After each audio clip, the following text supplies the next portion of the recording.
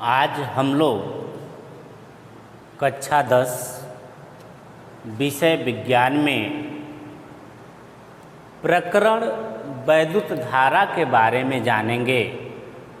वैद्युत धारा के बारे में जानने से पहले हमको एक राशि जो वैद्युत आवेश होता है उसके बारे में जानना आवश्यक है। वैद्युत आवेश, जिसको हम लोग अंग्रेजी में इलेक्ट्रिक चार्ज कहते हैं। वैद्युत आवेश मतलब इलेक्ट्रिक चार्ज कहते हैं। इसको जानेंगे। वैद्युत आवेश क्या होता है इसके बारे में जानेंगे। तत्पश्चात हम लोग वैद्युत धारा के बारे में पढ़ेंगे। वैद्युत आवेश जो होता है किसी वस्तु का एक गुण है। अगर आपसे पूछा जाए वैद्युत आवेश से आप क्या समझते हैं तो आप बताएंगे वैद्युत आवेश किसी वस्तु का वह गुण है जिसके कारण वह वस्तु वैद्युत प्रभाव को प्रदर्शित करती है तथा किसी वस्तु को अपने तरफ आकर्षित करती है। आपसे अगर पूछ दिया जाए वैद्युत आवेश से क्या समझते हैं तब बताएंगे वैद्युत आवेश किसी वस्तु का वह गुण है जिसके कारण वह वस्तु वैद्युत प्रभाव तथा चुंबकीय प्रभाव को प्रदर्शित करता है। वैद्युत आवेश को हम लोग Q अक्षर से व्यक्त करते हैं। अगर Q लिख दिया गया है तो आप समझ जाएंगे कि यह वैद्युत आवेश है। और वैद्युत आवेश का जो मात्रक होता है वह कूलाम होता है। आवेश का मात्रक क्या होता है? कूलाम होता है। यानी वैद्युत आवेश को Q अक्षर से व्यक्त करते हैं तथा वैद्युत आवेश का जो मात्रक होता है वह कूलाम होता है। आवेश, इसके बाद से हम जानेंगे आवेश का प्रकार। आवेश का प्रकार, टाइप्स ऑफ चार्ज। आवेश कितने प्रकार का होता है? तो आवेश मुख्यतः दो प्रकार का होता है। पहला जो होता है उसे हम लोग धन आवेश और दूसरा जो होता है उसे हम लोग ऋण आवेश कहते हैं। पहले आवेश को धन आवेश कहते हैं तथा दूसरे आवेश को ऋण आवेश कहते हैं। अब धन आवेश किसे कहते हैं? तो धन आवेश का मतलब ऐसे पदार्थ जो अपने में से इलेक्ट्रॉन को त्यागते हैं, मतलब बाहर निकालते हैं। उन पदार्थों पे जो आवेश होता है उस आवेश को हम लोग कहते हैं धन आवेश। जैसे सोडियम का हम आपको उदाहरण बताएंगे। सोडियम है, इसका एटॉमिक नंबर 11 होता है। जब अपने में से एक इलेक्ट्रॉन यह निकालता है तो सोडियम में से एक इलेक्ट्रॉन जब बाहर जाता है तो इसके पास 10 इलेक्ट्रॉन हो जाता है और इस पर जो है प्लस हम लिख देते हैं, यानी अब इस पर धन आवेश है। तो इससे आपको कन्फर्म हो गया होगा कि धन आवेश कैसे बनता है। तो जब कोई पदार्थ अपने में से इलेक्ट्रॉन को बाहर निकालता है, त्यागता है, तो उस पर जो आवेश होता है वह आवेश धन आवेश होता है। इसके विपरीत अगर कोई पदार्थ है और वह पदार्थ इलेक्ट्रॉन को ग्रहण किया है, इसमें हम आपको क्लोरीन का एग्जाम्पल बताएंगे। क्लोरीन का एटॉमिक नंबर 17 होता है और जब यह एक इलेक्ट्रॉन ग्रहण करता है तो इसका एटॉमिक नंबर 18 हो जाता है। उस कंडीशन पे हम लिखते हैं Cl पर माइनस। अब ये चीज़ आपको बतला रहा है कि क्लोरीन ने एक इलेक्ट्रॉन क्या किया है, ग्रहण किया है। इसका मतलब इस पर ऋण आवेश हो गया।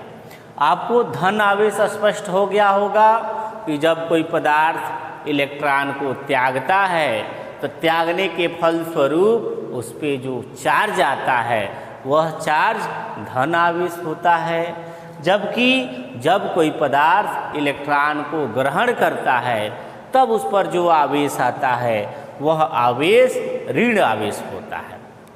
इसके बाद से धन आवेश ऋण आवेश के बाद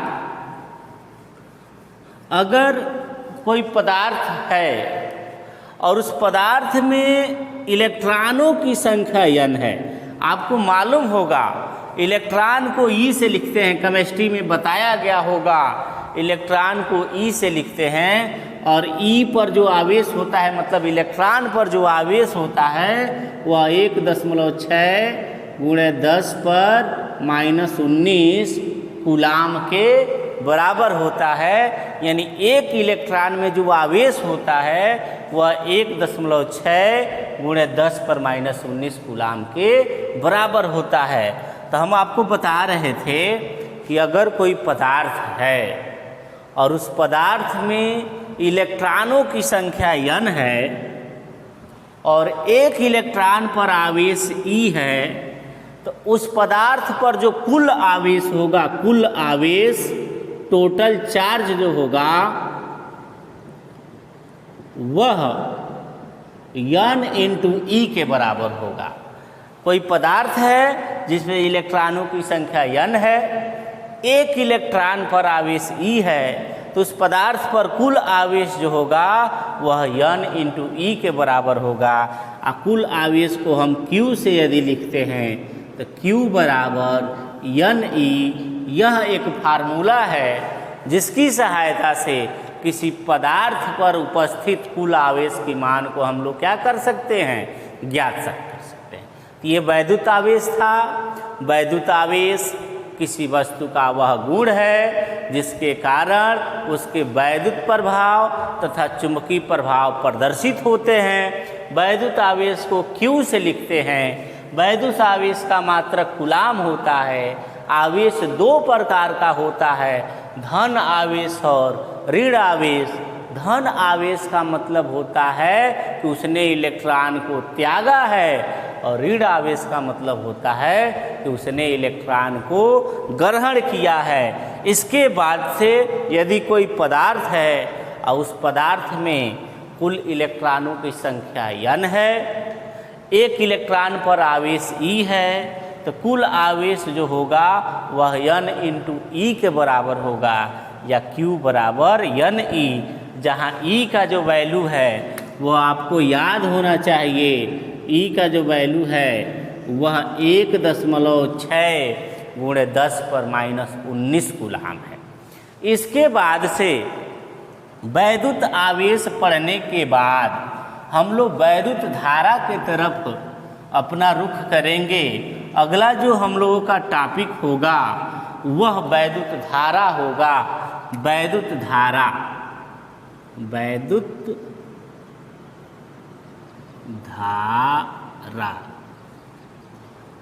इलेक्ट्रिक करंट। वैद्युत धारा, इलेक्ट्रिक करंट, इसको ध्यान से समझेंगे। वैद्युत धारा को I अक्षर से व्यक्त करते हैं। अगर कहीं I आपको दिख जाए तो आप बिल्कुल ये समझ जाएंगे कि यह वैद्युत धारा का प्रतीक है।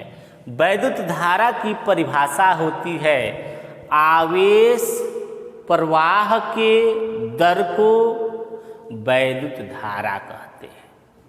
किसी चालक में आवेश प्रवाह के दर को वैद्युत धारा कहते हैं। वैद्युत धारा को I से लिखते हैं। यदि किसी चालक में टी समय में, कितने समय में? टी समय में प्रवाहित आवेश की मात्रा क्यू, कोई चालक है, कोई तार है और उस तार में टी समय में आवेश जो प्रवाहित हुआ है वह क्यू हो, तो वैद्युत धारा जो होगा, वैद्युत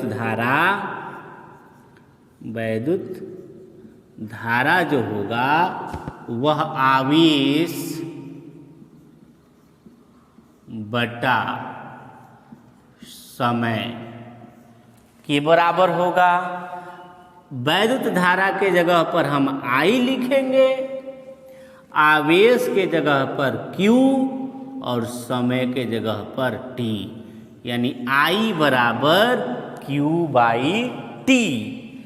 वैद्युत धारा का जो मात्रक होता है, यूनिट ऑफ इलेक्ट्रिक करंट, यहाँ से देखेंगे तो हमने आपको आवेश का मात्रक कूलाम बताया है और समय का मात्रक आपको पता है सेकेंड होता है, तो इसका जो मात्रक हो जाएगा यह कूलाम प्रति सेकेंड होगा, जिसको हम लोग एम्पियर कहते हैं। एम्पियर यानी वैद्युत धारा का मात्रक क्या हो गया? कूलाम प्रति सेकेंड, जिसको हम लोग क्या कहते हैं? एम्पियर कहते हैं। तो ये वैद्युत धारा था। किसी चालक में आवेश प्रवाह के दर को वैद्युत धारा कहते हैं। इसे I से व्यक्त करते हैं।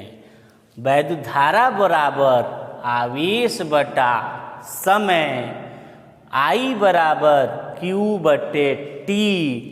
वैद्युत धारा का मात्रक कूलाम प्रति सेकेंड होता है, जिसे हम लोग एम्पियर भी कहते हैं। एक चीज और जान लेंगे, वैद्युत धारा जो होती है वह अदिश राशि होती है। वैद्युत धारा कौन सी राशि होती है? अदिश राशि होती है। इसके बाद हम लोग पढ़ेंगे 1 एम्पियर वैद्युत धारा या 1 एम्पियर की परिभाषा।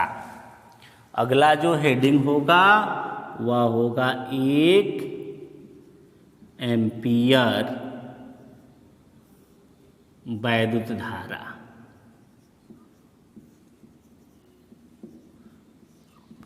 तो आपको पता है I बराबर Q/T होता है।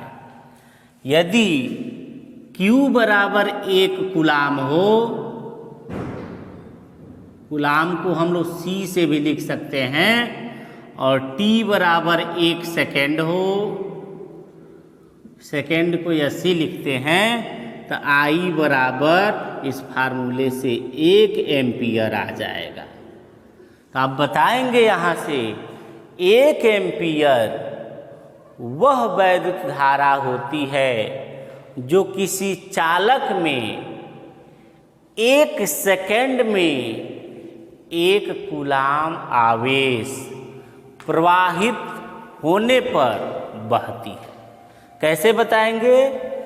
1 एम्पियर वैद्युत धारा वह वैद्युत धारा होती है जो किसी चालक में 1 सेकेंड में 1 कूलाम आवेश प्रवाहित करने पर बहती है।